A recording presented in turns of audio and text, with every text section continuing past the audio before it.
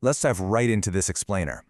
Most people look at history as this grand game of chess played by kings and generals. But what happens when you aren't even a player? Today, we're unpacking the wild story of Wu Zetian. We're talking about a 14-year-old pawn who completely dismantled a rigid 7th century patriarchal system to become China's one and only female emperor. It is an absolutely brilliant, totally cold-blooded masterclass in seizing power. Imagine this. You're sent to the Tang Dynasty palace. You're not there to rule. You're basically a pawn. Actually, scratch that. You're a literal decoration for an aging emperor. You are trapped in a scenario that was supposed to be the absolute end of your story. In the minds of literally everyone around her, she was just a piece on a board controlled entirely by men. But for Wu Zetian, being a 14-year-old decoration wasn't the end. It was just the beginning.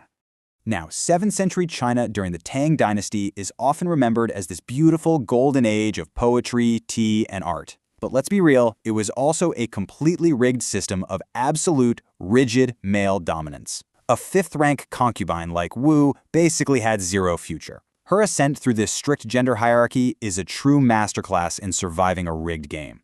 It plays out less like a dusty history lesson and way more like a high-stakes psychological thriller. Level 1. Return from the dead.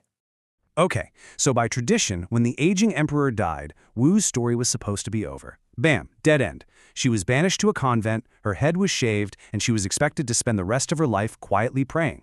But think about the sheer guts it takes to plan a comeback from a dark, isolated convent. While most women prayed to be forgotten, she schemed. She leveraged a highly risky previous connection to the dead emperor's son, the new emperor, Gaozong. She charms him and maneuvers right back out of that convent and straight into the palace as his own concubine. But here's the catch. Returning as the new emperor's concubine, that instantly put a massive target right on her back.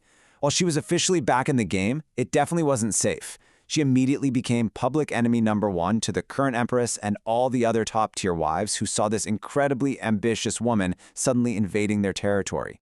Level 2. The ultimate sacrifice. This is where the story takes a really, really dark turn.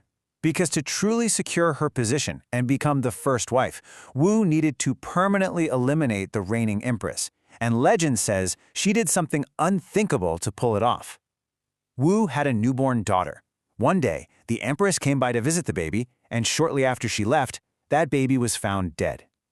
It's an absolute tragedy, but one that would completely change the course of history. And this brings us to a huge debate that historians are literally still arguing about today, 1,300 years later.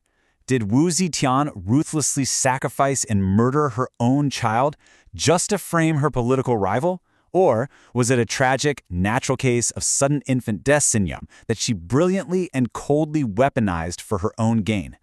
Well, we might never know the absolute truth, but the result? It was exactly the same either way. Through devastating wailing and highly strategic accusations, she completely convinced the emperor that the empress was the murderer. The emperor strips the empress of her title and eventually has her executed. With that one dark maneuver, Wu cleared all the rivals from her path to the throne. Level 3. The Shadow Emperor. So she's officially the empress now, right? But she absolutely refuses to just sit back and play the quiet wife. Emperor Gaozong was sickly and honestly pretty overwhelmed by the job of ruling. So for years, Wu sat hidden behind a pearl screen during royal meetings. She was the voice whispering in his ear, the hand writing the royal decrees. While he was the public face of the company, she was acting as the empire's true CEO, running the entire country from the shadows and meticulously purging the government of any opposition. And to solidify this shadow rule, she built what was essentially a terrifying secret police network. Think of it like the world's most lethal suggestion box. She actively invited people to send in anonymous tips about traitors.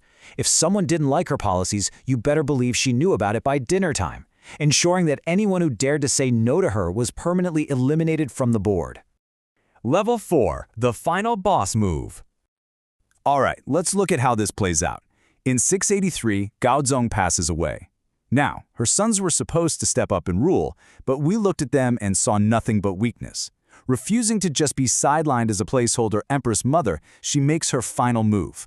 By 684, she methodically exiles her first son and places her second son under house arrest. She literally clears the board of her own children to pull off the impossible. In 690, she declares the historic Tang Dynasty entirely dead, replacing it with her very own Shou Dynasty. She did it. She became the one, the absolutely only woman in 3,000 years of Chinese history to officially rule not as a queen regent, not as an empress consort, but as Huangdi, meaning absolute, undisputed emperor. Of course, you can't just do that without some serious PR. So how do you justify this ultimate power grab to the public? Well, you use religion. She heavily promoted a Buddhist scripture that, very conveniently, predicted a female deity would return to rule a world of peace. She framed herself not merely as a shrewd politician, but as a divine destiny fulfilling an ancient prophecy. The legacy. Hero or villain? Now we really have to grapple with the wild cognitive dissonance of her reign.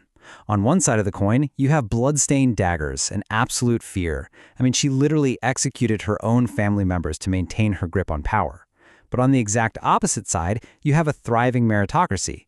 If you were just a regular peasant farmer, you probably loved her. She drastically lowered taxes and opened up government jobs based on pure talent, rather than just who your father happened to be. Centuries later, the men who wrote the history books absolutely despised her. They called her a demon and a black widow for shattering their precious gender hierarchy. But the undeniable truth, the actual facts on the ground, show that she expanded China's borders, maintained incredible stability, and the country absolutely flourished under her brutal yet brilliant rule. She proved, without a shadow of a doubt, that she was just as effective as any man. Fast forward to her deathbed. She's 80 years old, and she makes one final, completely surprising tactical move. She deliberately reverts her title back to Empress so she can be buried alongside her husband. This effectively ended her own Zhao dynasty and allowed the old Tang Dynasty to just quietly resume, almost as if nothing had happened. And then she leaves behind this massive stone monument at her tomb. But she orders it to be left completely blank. No words, no apologies. It was as if she was saying from beyond the grave, "I've done my work, you decide what it means." She left her incredibly complex legacy entirely up to our interpretation.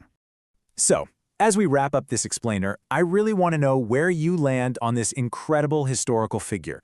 Was Wu Zetian a visionary leader who just did what was necessary to survive and thrive in a totally hostile, male-dominated world? Or was she a cold-blooded tyrant who simply went way too far for power? It is a fascinating debate, and honestly, the answer might just depend on whether you're viewing history from the throne or from the fields.